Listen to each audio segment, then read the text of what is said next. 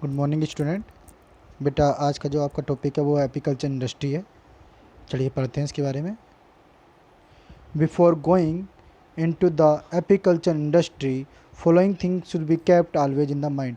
हमें apiculture industry को शुरू करने से पहले कुछ बातें हमें ध्यान में रख लेनी चाहिए। वो बातें क्या क्या हैं देखते हैं बेटा।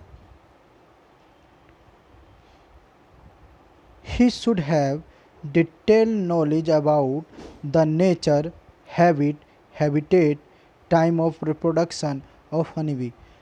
हमें सबसे पहले इस चीज़ का ज्ञान होना चाहिए कि उसका नेचर कैसा है, उसका हैबिट वास और हैबिटेट वास स्थान कैसा होता है, उसके रिप्रोडक्शन का समय कब है। ये सब बातें हमें मधुमक्खी के ध्यान रखना चाहिए। ठीक। आई क्या है, they should have detail knowledge about the type of food of honey B. हमें डिटेल में विस्तार में इस बात की जानकारी होनी चाहिए, ज्ञान होना चाहिए कि हनी बी का किस तरह का फूड खाती है। ठीक है, किस तरह के फूड पे वो डिपेंड रहती है। ठीक। चलिए आगे बात करें। Following step involve in apiculture. कुछ स्टेप्स हैं जो इसमें शामिल हैं, वही उनके बारे में पढ़ते हैं। नंबर 1 है सिलेक्शन ऑफ हनी बी। ठीक। तो सिलेक्शन ऑफ हनी बी क्या है, हम हनी बी का चूज कैसे करेंगे किन्हें। At the time of selection के बात ध्यान रखते हैं। Following precaution should be always kept in mind. कुछ बातें हमें ध्यान में रखनी चाहिए हनी बी का सिलेक्शन करते हुए, वो क्या है उनके बारे में देखते हैं। आइए। The honey bee should be gentle. बहुत ही शालीनो शांति प्रिय होनी चाहिए। मतलब वो एकदम से आपके अट्रैक्टिव नेचर की ना हो। ठीक है ना, अटैकिंग नेचर की, कि एकदम से किसी के ऊपर अटैक कर दे। ठीक, जेंटल नेचर की होनी चाहिए। नंबर दूसरे क्या है, honey bee should have capacity to construct strong colony. वो ऐसी होनी चाहिए जिनके अंदर योग्यता होनी चाहिए जो मजबूती से अच्छी कॉलोनी का निर्माण कर सके घर का। The honey bee should always ability to. बेटा ये आपने गलत लिख रखा है, यहाँ पर ये प्रोडक्ट नहीं है, ये जो प्रोडक्ट नहीं है, टू प्रोटेक्ट है। To protect the hive from enemy. वो इस तरह की उनके अंदर योग्यता होनी चाहिए कि वो दुश्मन से, जो शत्रु है, उससे अपना बचाव कर सके, जो शिकारी है। ठीक है, तो ये प्रोटेक्ट आएगा यहाँ पर, प्रोडक्ट नहीं आएगा। पहली गलती है, इसको सुधार लेना। ठीक। चलिए आगे चलते हैं। The worker should have mouth. उनके पास इस तरह का माउथ होना चाहिए, शुड हैव माउथ, इस तरह का माउथ होना चाहिए। Should have piercing mouth part. बेटा यहाँ पे पियर्सिंग लिख लेना, PIERCING, पियर्सिंग माउथ पार्ट। उनके पास इस तरह का माउथ पार्ट होना चाहिए। फिर यहाँ सुधारना, एंड की जगह लिखना विच। ठीक है ना, the worker should have piercing mouth part, मतलब इस तरह का माउथ पार्ट, नुकीला तेज धार वाला, जो कि अच्छे से पोलन ग्रेन को नेक्ट कर सके।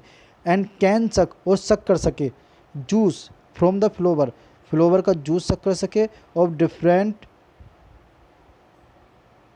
वेराइटीज, विभिन्न तरह के फूलों का रस जूस सक कर सके। The they the bees should be free from any disease, और उन्हें किसी भी तरह की डिजीज से मुक्त होना चाहिए। ठीक है बेटा, आगे देखते हैं। Some important species of honey bees. कुछ मुख्य प्रजातियाँ हैं इसकी, वो कौन कौन सी है। Apis dorsata America. Apis dorsata America, ये अमेरिका की बीज है। दिस इज द लार्जेस्ट बीज, अबाउट 20 mm इन लेंथ, जिसकी लेंथ जो है 20 माइक्रोमीटर होती है। It is also called giant बीज और सारंग और बॉम्बारा। 3 तरह के नाम इसके हैं, जायंटवी सारंग और बॉम्बारा। ठीक है, ये 3 टाइप से नाम है इसके। आगे देखते हैं। The species produce maximum honey about 60 pound. The worker are very active, बहुत ज़्यादा इसके वर्कर, बहुत, ये 60 पाउंड के लगभग शहद को बनाती है, प्रोड्यूस करती, देती है। और ये क्या करती है, द वर्कर्स आर वेरी, इसके वर्कर बहुत एक्टिव होते हैं, स्मार्ट होते हैं और लेबोरियस, बहुत तरह के भुक्कड़, मतलब कहने का मतलब उनकी खुराक बहुत अत्यधिक होती है, जो अच्छा अधिक से अधिक पोलन ग्रेन्स को सक कर लेते हैं, जूस को, जो फूलों का नेक्टर्स होता है। ठीक है, they can bring pollen grain nectar and juice. जो उसका पोलन ग्रेन होता है, नेक्टर होता है, उसका जूस होता है, बड़े आराम से उसको ले आते हैं। फ्रॉम मूव देन 12,000, मतलब 12,000, आगे पता नहीं क्या लिख रखा है बेटा, ये 12,000 of different varieties of per day, 12,000 flower.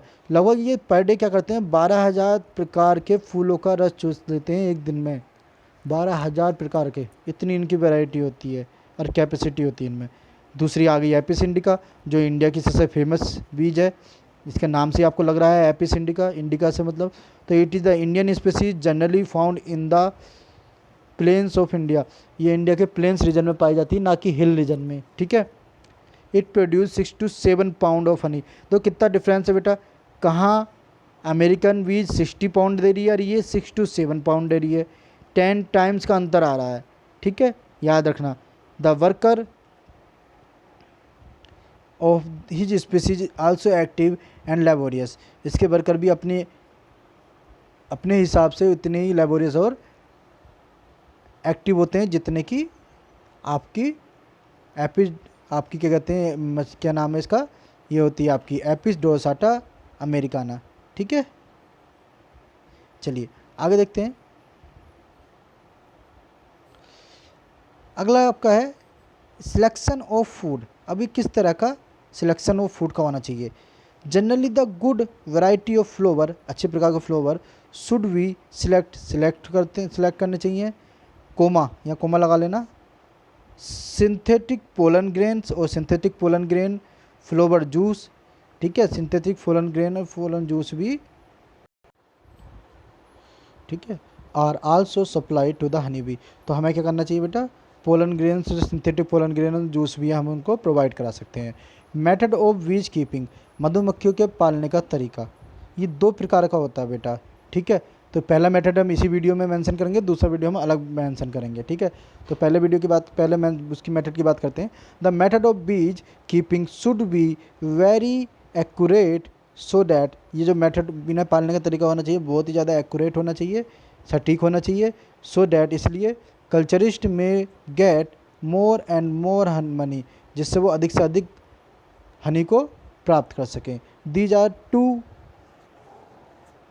Method of beekeeping. यहाँ 2 तरह के मेथड हैं। Number 1 the old method, that is the natural method भी कहलाता है, and number 2 that is the artificial method and modern method, ठीक है। एक ओल्ड मेथड, एक आर्टिफिशियल मेथड, नेचुरल मेथड और मॉडर्न मेथड, ठीक है बेटा। पहले बात कर लेते हैं ओल्ड मेथड की। What is the old method. तो पहला इसका जो टॉपिक आ रहा है वो है हाइव, ठीक। तो हाइव में पढ़ते हैं बेटा हम, क्या है, the house of honey we called hive, जो मधुमक्खी के रहने का घर होता है उसको हम हाइव कहते हैं। This hive is consisting of many hexagonal cells, ये बहुत सारे षटकोणीय, ठीक है, षटकोणीय आपके चैम्बर्स का, सेल्स का, कोशिकाओं का बना होता है, ठीक है। These cells are made up of wax, ये सेल्स जो हैं वैक्स के बने होते हैं। सिक्रेटेड बाय हनी बी, जो कि हनी बी सिक्रेट करती है, ठीक। चलिए आगे देखते हैं। Each hive has 1000 of hexagonal cells, कम से कम 1000 प्रकार के सेल्स इसमें पाए जाते हैं। The hives of honey be contain following chambers और सेल्स, कुछ चैम्बर्स और सेल इसके अंदर पाए जाते हैं, ठीक। नंबर 1 की बात करें अगर हम, तो number 1 brood cells, this cells are for young ones honey bees. ये सेल्स किसके लिए होते हैं, these cells are for young ones और हनी बीज, ये यंग वंस और हनी बीज के लिए होते हैं, जो पैदाइशी बच्चे होते हैं हनी बी के, उनके लिए होते हैं, ठीक है। फिर आ गया आपका ड्रोन सेल्स, ये ड्रोन्स होते हैं जो कि किंग ऑफ द हाइव कहलाते हैं, उनके लिए होते हैं, ठीक है। These cells are for the male drones of honey bee, ठीक है। तीसरे आ गए आपके worker cells, these cells are for the worker of honey bees. अब वर्कर भी हमने आपको कई तरह के पढ़ाए थे, जो नर्सरी वर्कर्स होते हैं, ठीक है, क्लीनर्स होते हैं, और क्या कहते हैं आपकी जो फैनर्स होते हैं, कई तरह के आपके वर्कर्स को मैंने टाइप बताए थे पीछे, ठीक बेटा, ध्यान रखना। और आपका नेक्स्ट आता है क्वीन सेल्स, जिसमें आपकी रानी मक्खी रहती है, ठीक। These cells are for queen और dominant female of honey bees, honey B की जो डोमिनेंट फीमेल डोमिनेंट या जो क्वीन होती है, क्वीन ऑफ द हाइव, वो क्वीन सेल्स के अंदर रहती है। ठीक है बेटा, तो ये आर्टिफिशियल का एक आपका जो नेचुरल था, ओल्ड मेथड था, उसके बारे में बता दिया गया है। चलिए अगले पेज पे चलते हैं बेटा। Old method is also called indigenous method. इसको हम क्या कह रहे हैं, इसको इंडिजीनस मेथड भी कहते हैं। These are two types of hive found in this indigenous method. यहाँ दो प्रकार के हाइव्स पाए जाते हैं जो इंडिजीनस मेथड होते हैं। नंबर एक फिक्स टाइप और नॉन मूवेबल, और नंबर टू मूवेबल हाइव। ठीक है, एक तो ये फिक्स टाइप है और नॉन मूवेबल है, दूसरा है मूवेबल हाइव। इस बात का ध्यान रखेंगे। चलिए आगे पढ़ते हैं। These hives are purely natural, ये पूरी तरीके से प्राकृतिक होता है। एंड बीज प्रिपेयर दैम सेल्व, अपने आप को तैयार करती हैं। ठीक है, these hives are fixed from the wall of building, किसी बिल्डिंग की दीवार में जो टूटी फूटी हो जाती है वहाँ पर, और ब्रांचेस ऑफ ट्री, जहाँ कोई खोखला ब्रांच की ट्री होती है उसके अंदर ये अपना हाइव बना लेती हैं। These hive can not carry from one place to another place, ये हाइव एक दूसरी जगह शिफ्ट नहीं किए जा सकते, इसलिए इसको फिक्स्ड टाइप और नॉन मूवेबल कहा गया है। Such type of hive has a single opening for entry और एग्जिट। इस तरह के हाइव्स में एक ही तरह के पोर होता है जो कि एंट्री और एग्जिट के लिए होता है। ठीक है बेटा, अगला पढ़ते हैं movable of hive. Movable hive को होते हैं, this type of hive is also prepared by honey bees in the hollow wood and empty box. इस तरह के हाइव काम बना लेते हैं, कोई डिब्बा बॉक्स ही मिल जाए इनको या कोई एम्प्टी लकड़ी मिल जाए, उसमें ये इस टाइप के वो क्या कहते हैं, क्या बनाती हैं, ये आपके हाइव्स को, अपने घर को बनाती हैं। Such hive can carry from one place to another place, इस तरह के हाइव्स को एक जगह से दूसरी जगह शिफ्ट कर सकते हैं। ऐसा नहीं उस चीज़ को ही उठा के ले गए, या अपना शहद को वहाँ से शक करते हैं और नई जगह जाके फिर से कॉलोनी बना लेते हैं। ठीक है, it having two opening pore, one for entry and one for exit. इसमें दो तरह के पोर होते हैं, एक एंट्री के लिए और एक एग्जिट के लिए। अगला इसमें आता है extraction of honey from honey bee. Extraction शहद का निकाला कैसे जाता है।